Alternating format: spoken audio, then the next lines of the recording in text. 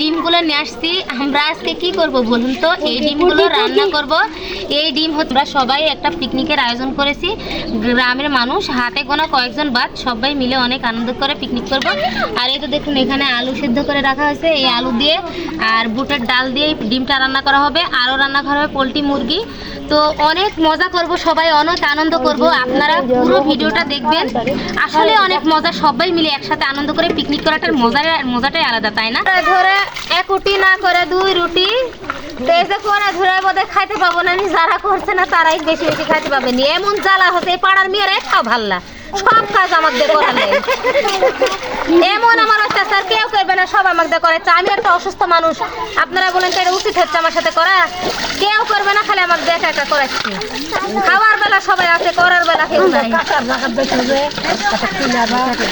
আপনারা কে কে এই দিনে এরকম ভাবে পিকনিক করেন অবশ্যই কমেন্ট বক্সে গিয়ে জানাবেন।